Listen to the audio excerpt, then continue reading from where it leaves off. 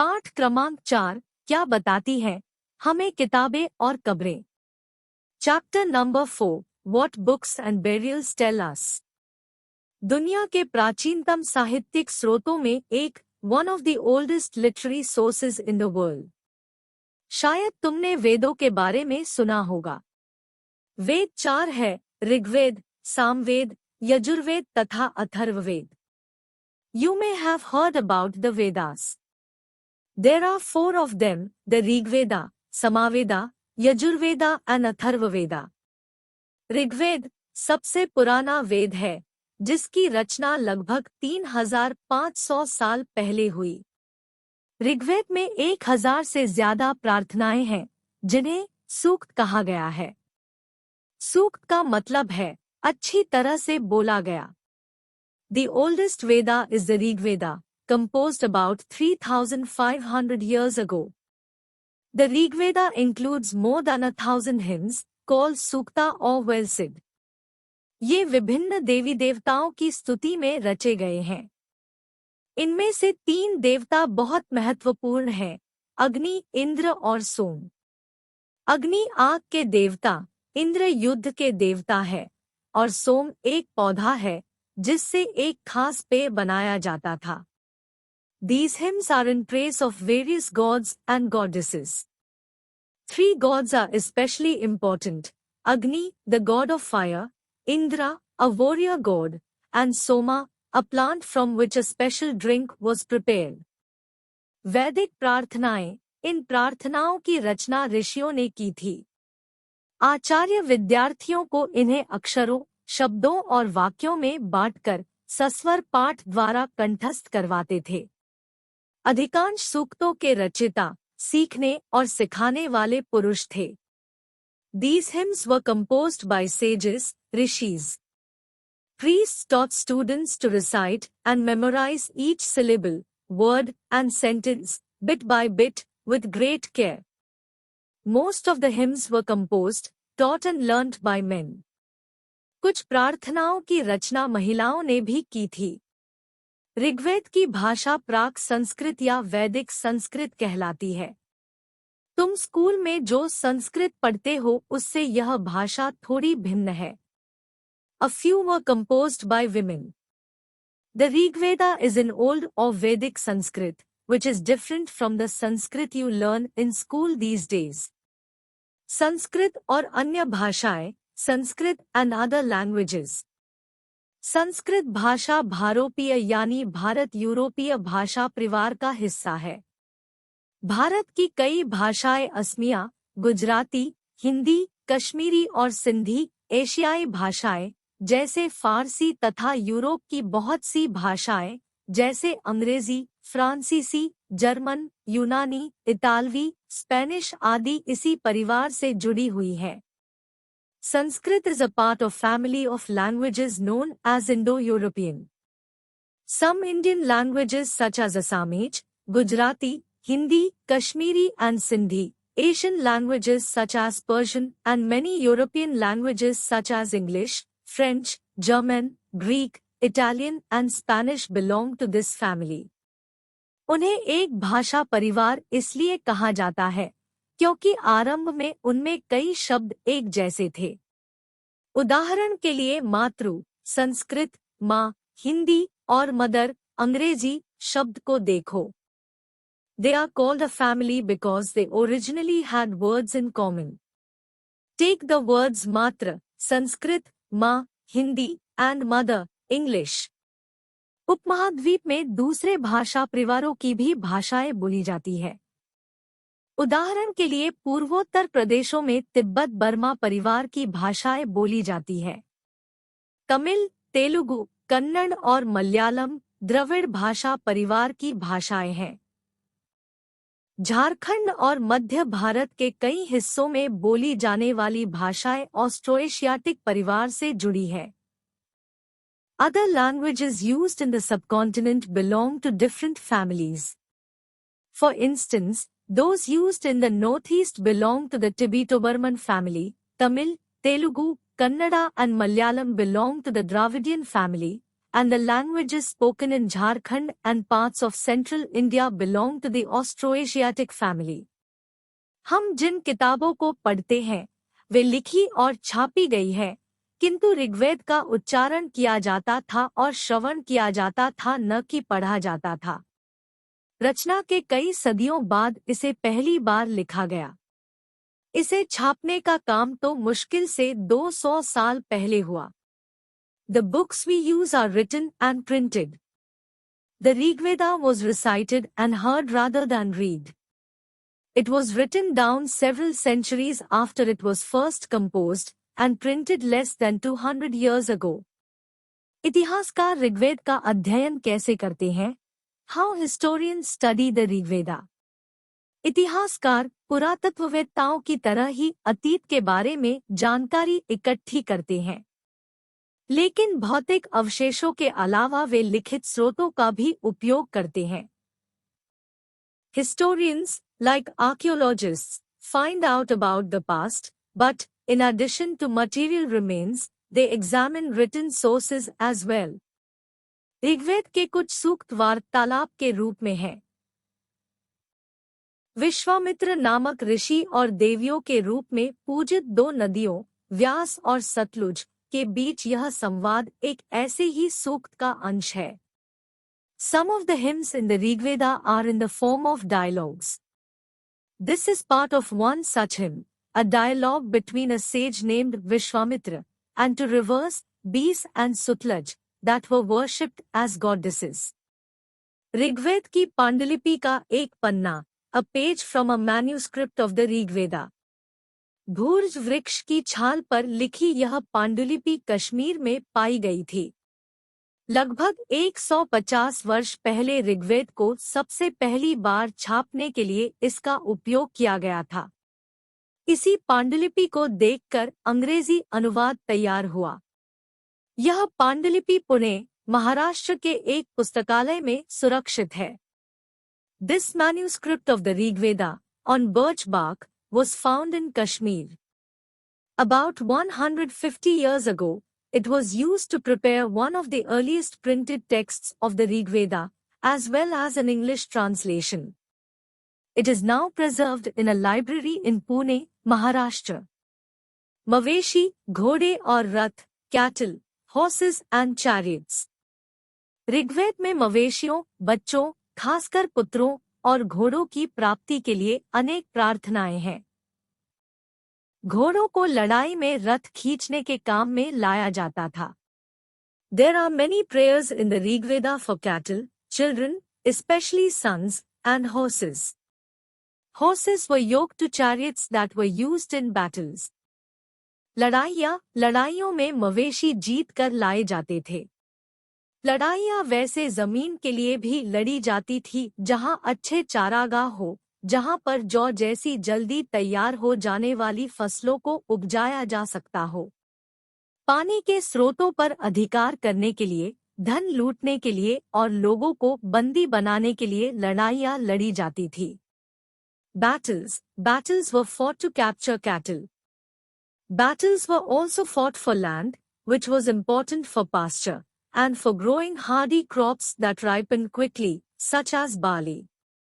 Battles were fought for capturing water reservoirs, for looting treasures and to capture people. युद्ध में जीते गए धन का कुछ भाग सरदार रख लेते थे तथा कुछ हिस्सा पुरोहित को दिया जाता था। शेष धन आम लोगों में बांट दिया जाता था। कुछ धन यज्ञ करने अथवा बलि के लिए भी प्रयुक्त होता था। Some of the wealth that was obtained was kept by the leaders, some was given to the priests, and the rest was distributed amongst the people. Some wealth was used for the performance of yajnas or sacrifices. यज्ञ की आग में आहुति दी जाती थी। ये आहुतियां देवी देवताओं को दी जाती थी। घी, अनाज और कभी-कभी जानवरों की भी आहुति दी जाती थी। In yajnas offerings were made into the fire. These were meant for gods and goddesses. Offerings could include ghee, grain, and in some cases, animals. अधिकांश पुरुष इन युद्धों में भाग लेते थे। कोई स्थायी सेना नहीं होती थी, लेकिन लोग सभाओं में मिलते जुलते थे और युद्ध व शांति के विषय में सलाह-मशविरा करते थे। वहाँ ये ऐसे लोगों को अपना सरदार चुनते थे जो बहादुर और कुशल योद्धा हो। Most men took part in these wars. There was no regular army, but there were assemblies where people met and discussed matters of war and peace. They also chose leaders, who were often brave and skillful warriors. लोगों की विशेषता बताने वाले शब्द, words to describe people.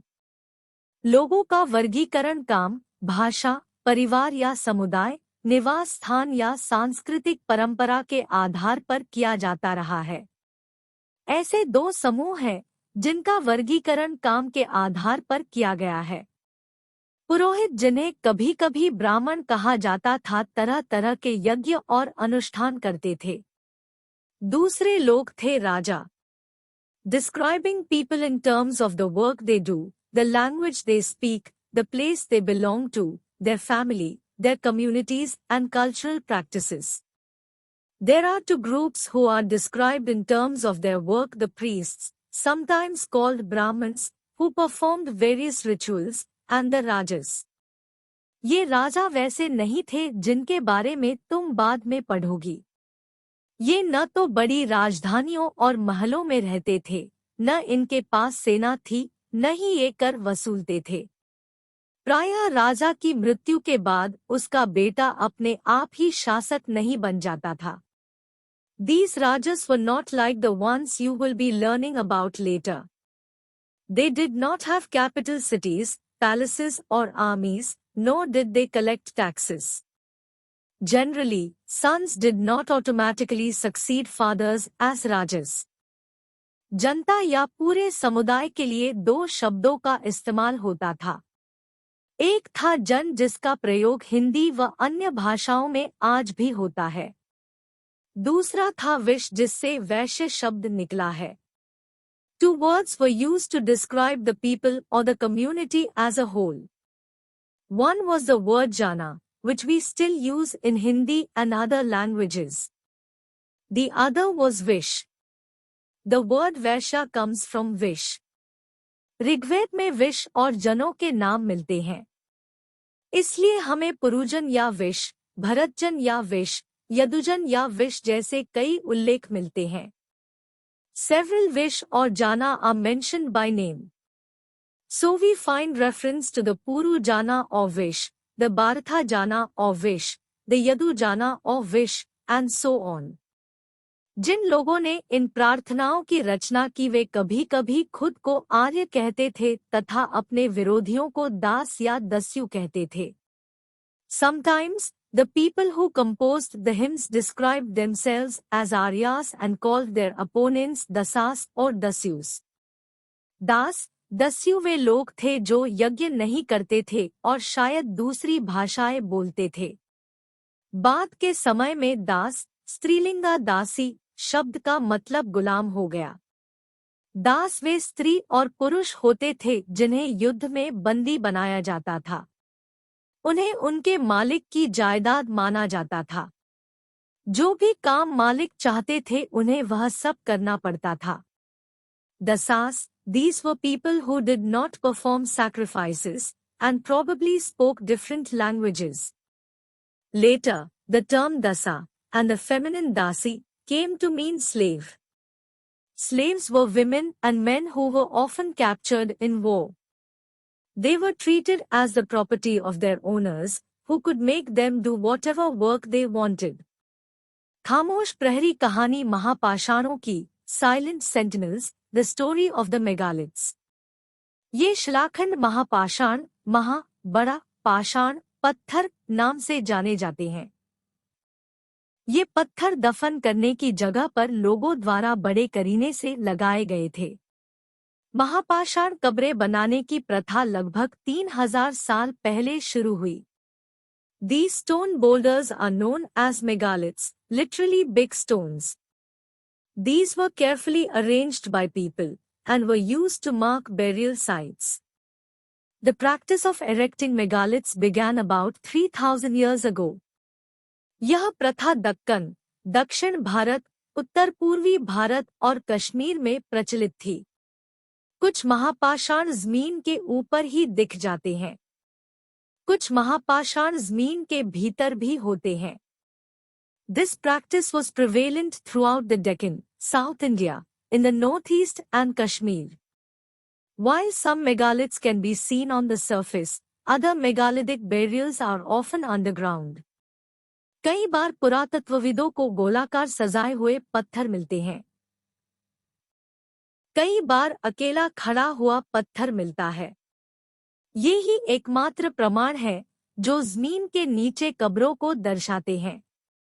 Sometimes, archaeologists find a circle of stone boulders or a single large stone standing on the ground. These are the only indications that there are burials beneath.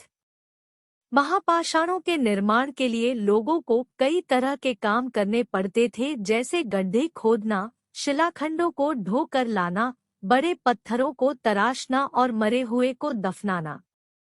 Several things that people did to make megaliths: digging pits in the earth, transporting stones, breaking boulders, placing stones in position, finding suitable stone, shaping stones, burying the dead. इन सब कब्रों में कुछ समानताएं हैं। मृतकों को खास किस्म के मिट्टी के बर्तनों के साथ दफनाया जाता था, जिन्हें काले लाल मिट्टी के बर्तनों, ब्लैक एंड रेड वेयर के नाम से जाना जाता है।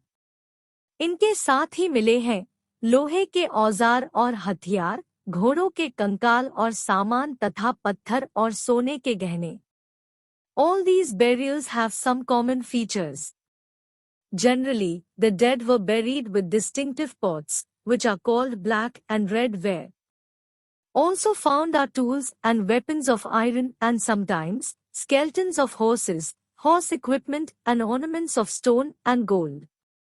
लोगों की सामाजिक असमानताओं के बारे में पता करना, finding out about social differences.